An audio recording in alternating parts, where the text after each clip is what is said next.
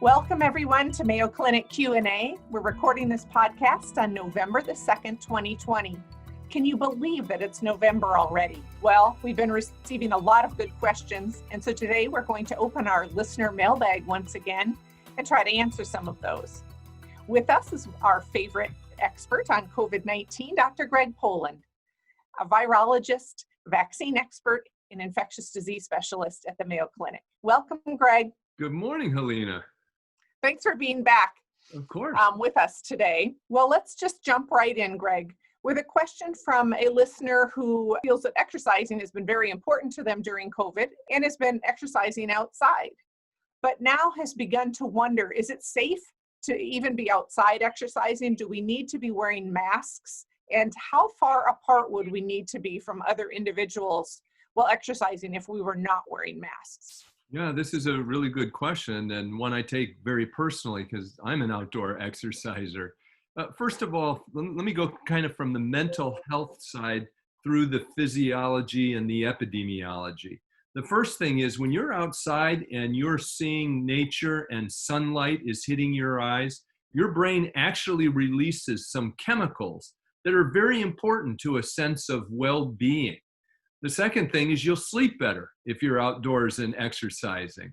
The third thing, it's a bit of a problem right now in Minnesota, but when you're outside, you're getting vitamin D conversion in your skin. And vitamin D has turned out to be an important factor in lessening the severity of COVID-19 cases. 2 studies, one showing that satisfactory levels of vitamin D decrease severity, another study showing that people who were deficient in vitamin D had more severe cases. That's not a recommendation to blanketly take vitamin D, but to be aware of that.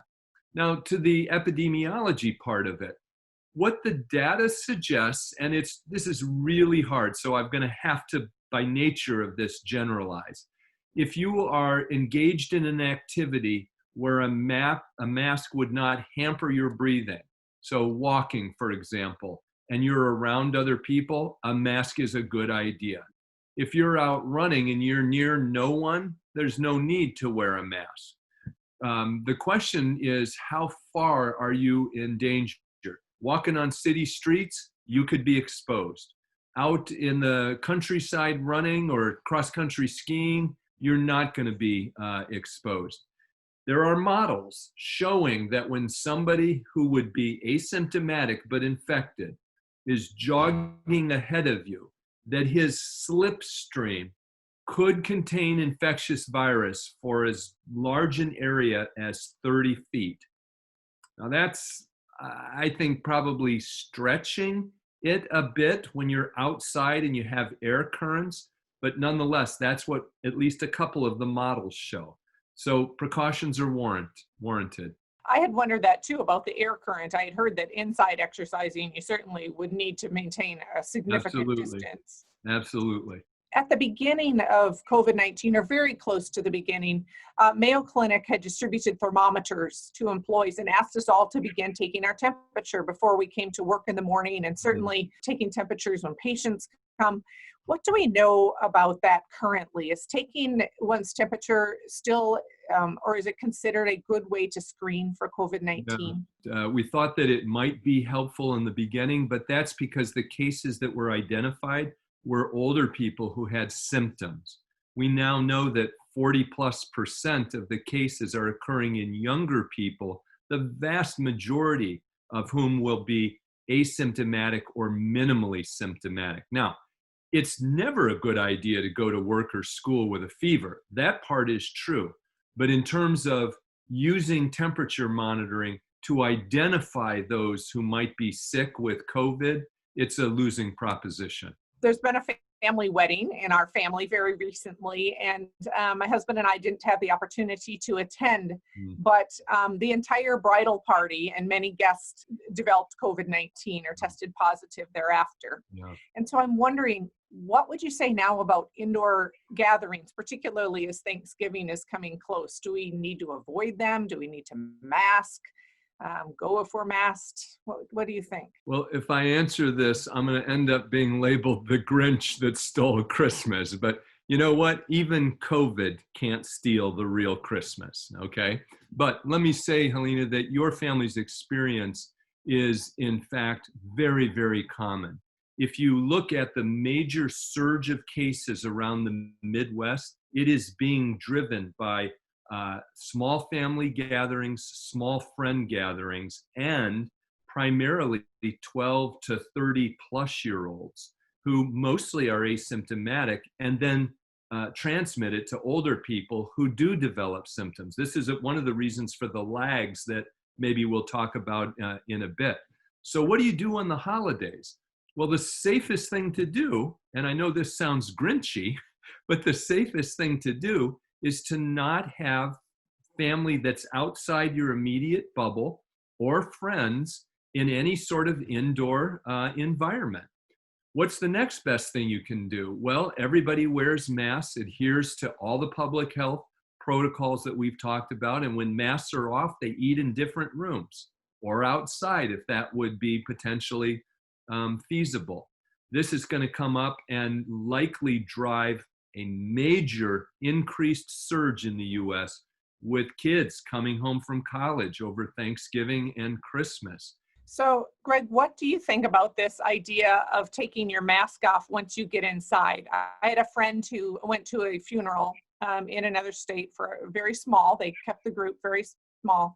But once she was inside the building, they stated, well, we're not going to require people to wear masks. And she said, I'm going to wear a mask. But what do you think about that after you're seated, you can take your mask off, such as in church or in another facility? It just frankly doesn't make sense. When you do that, and there's no black and white answer here, but when you do that, you are increasing the probability that if somebody is asymptomatically infected, but spreading the virus, that you will get infected. And it's sort of a game of probability. You don't know who's going to develop symptoms and who's going to have severe disease or even die. You can make estimates, but you can't with reliability pinpoint who's going to have problems. So the safest thing to do is when you're around people outside your family, when you're indoors with other people, you are in a proper mask worn properly. The question about holiday travel is a natural extension of that. Is it safe to travel in an airplane or by car? You know, certainly a car is safer if you're taking proper precautions, particularly when you stop for food, gas, lodging. So you have to take that into account. An airplane is an interesting thing, and I would say we have inadequate data right now. It is surprising that air travel has not seemed to be as much of a risk factor as I would have guessed it to be. There are several studies now showing, even on prolonged international flights, that if somebody is on the flight who is transmitting the virus, but everybody's wearing a mask and the ventilation system is working properly, relatively few people get infected. It's not that nobody does, but less than you would have expected. So I think there are ways to do it safely. There's an entire protocol involved. The safest thing to do is wear a proper mask and a face shield, which a lot of people are not willing to do, but that is the safest way to travel if you must travel. I can definitely empathize with the question from our next listener. My mother spent several years in an assisted living facility, and I think all of our hearts have gone out to those individuals who are elderly and haven't been able to have many visitors due to COVID. I'm wondering, and so is this listener, should we go visit our elderly parents who live alone, or grandma who lives alone, or into those facilities if able? Yeah, that is really a hard one, isn't it? My heart goes out to them too, particularly because in that sort of an environment, you don't know what that person's longevity is going to be, and you want to, say your goodbyes, et cetera. I would say the vast majority of assisted care and nursing home facilities are not allowing visitors. And the reason for that is the amply demonstrated large outbreaks that have occurred over and over across the country in these facilities. I suppose there would be a way to do it, wearing a mask, a face shield, getting properly tested in advance, and coming from, if you yourself are pretty much staying in isolation. But my guess is the facility wouldn't allow it. We are moving into 2 holidays that are very focused on food. We often share meals with people on Thanksgiving and on Christmas. And our next listener is wondering, how do we eat safely with others? And a second part to that question, how does one safely prepare food or know that it has been prepared safely? Let me take the last part of your question first. This has come up a lot. I get a lot of email questions about this. We have no evidence at this point, despite being able to culture virus off some foods like frozen chicken, et cetera. We have no evidence that that has actually been responsible for a case or any sort of an outbreak.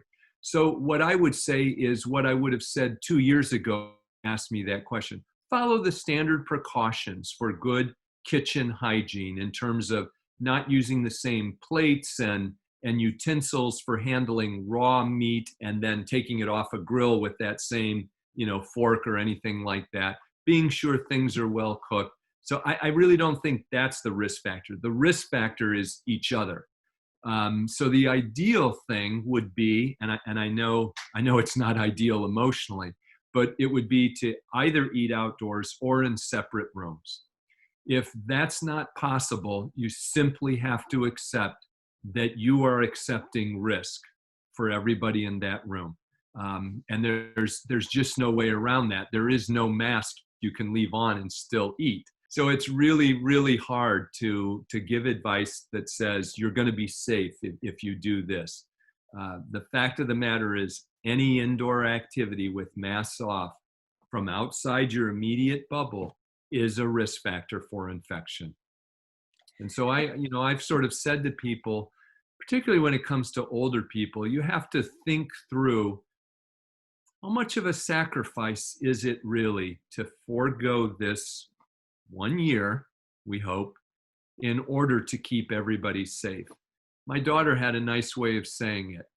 It might be the best gift you can give.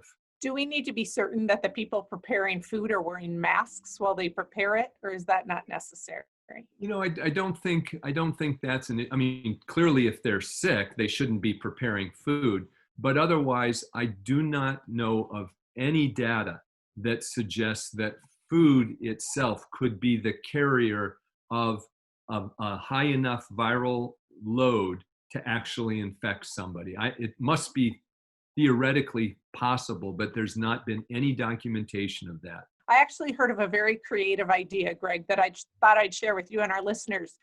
So often at this time of year, we have work parties. So, we may host in a department a dinner or something along those lines. And in this particular department at Mayo, individuals had been able to order food from a delivery service, such as one of the delivery services that are available, and they could get from any restaurant that they selected. And then the entire department sat on a Zoom meeting and enjoyed their meal together. And I thought that was a really neat idea. I just had it's hard to believe, my 40th medical school reunion, and we did it virtually, and it was delightful. I mean, it's not the same as being in person, but we probably had more people because no one had to travel. Everyone was safe, and it was very enjoyable. And a good option for families too, particularly if they're states away or they're trying to lessen the impact of being together. That's what my family's doing for Thanksgiving and Christmas. This leads into something that's a little less pleasant, but I don't think I'm going out on much of a limb here, but I'm going to say it bluntly. We are now exponential. And that's just the fact. We have now exceeded almost 100,000 cases in one day this past weekend. As we face these fall holidays, my concern is that this will spiral out of control and outside the ability of most healthcare systems to manage it. Healthcare providers are exhausted. This has been a long 9+ months. And to now have an overwhelming surge with these kinds of numbers is greatly, greatly concerning. I wake up at night concerned and worried about what this is going to mean. So you and I have talked many, many times. Really, the way I would put it is pleading with people. This is science. This isn't politics or religious ideologies or personal preferences. This is science. Wear a mask, maintain your distance, and get a flu vaccine. We now have, again, we've talked about it, we have the first case of co-infection with COVID and this year's current flu strain in San Francisco. And that is not a good sign. That's all very sobering. In the future, we'll probably touch on what it looks like when someone gets the flu and COVID when we know more about it. You know, it wasn't that long ago, Greg, that our listeners were wondering what to do with their kids going back to college. And now we're sort of looking at that in reverse. And listeners are asking, what do I do? My kids usually come home for Thanksgiving. They want to come home for Thanksgiving. How do we manage that? Boy, we feel this same thing. We've decided not to do that, but if your family decides to do it, there are things you can do. One is we could make a protocol available, but the basics of it are that about 8 to 10 days prior to coming home, and this entails personal sacrifice for everybody to be safe, 8 to 10 days before that young adult is going to come home, they agree to quarantine. Their classes are online, even though they're physically present at college. They're not seeing friends. They're not going out. 2 to 3 days, depending on how long local testing takes, they get tested. They fly or drive home under the proper protocols. They get home, they wear a mask for the first at least several days. If they develop any symptoms, they get quarantined, isolated, and tested. And you just do things like that in order to decrease the opportunity and the probability that somebody is asymptomatically infected and spreads it to the family. I've just, the nature of what I do is I get called by many of our colleagues and listeners and others, and the stories are sometimes heart-wrenching over what happens. They would do anything to unwind that story, but you can't once it happens. So, you know, an ounce of prevention truly is better than days in a hospital. Well, our next listener has a question about how to keep her family going with the appropriate measures. We hear so much about this COVID fatigue that we're all kind of getting sick of wearing masks and doing those public health measures that are important. What will be the signal to us at some point that we can let our guard down and that we can begin to lessen some of those restrictions? What are we looking for? Yeah, that's a really good question, and it depends a lot on context. So, for example, we have ample demonstration now of locations or countries that have shut down because they reopened too early.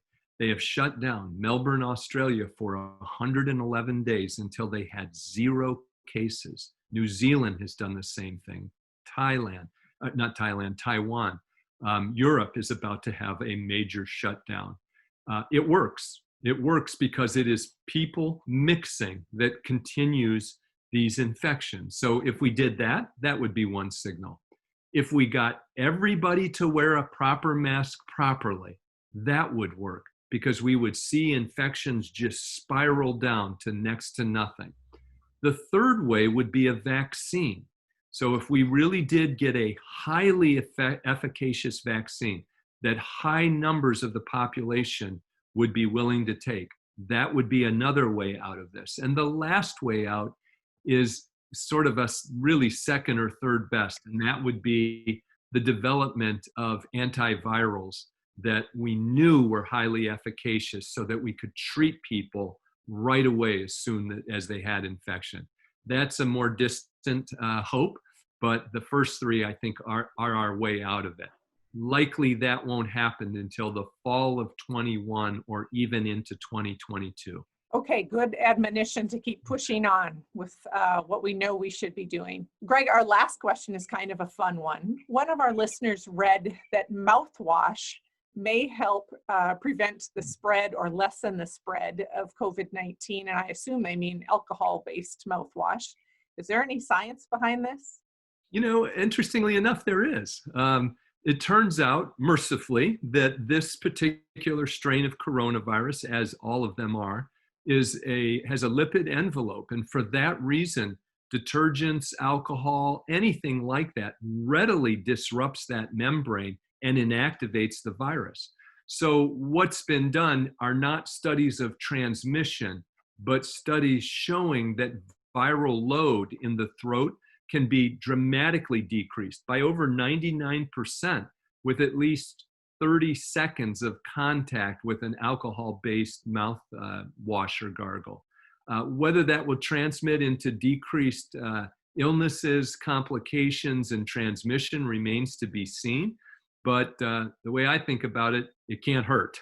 The next logical question, which is coming from me and not a listener, is a glass of wine or a mixed drink offer the same benefit? Nobody has studied that, so I don't know. We do know that there are health benefits from one glass of red wine, maybe two, but no more than that. But hard alcohol, I know of no benefits of that. Our thanks to infectious disease expert and virologist, Dr. Greg Poland, for being with us again today to answer listener questions. And thanks to you too for joining us on a busy Monday to get our week started off right. Mayo Clinic Q&A is a production of the Mayo Clinic News Network and is available wherever you get and subscribe to your favorite podcasts. To see a list of all Mayo Clinic podcasts, visit newsnetwork.mayoclinic.org. Then click on podcasts. Thanks for listening and be well.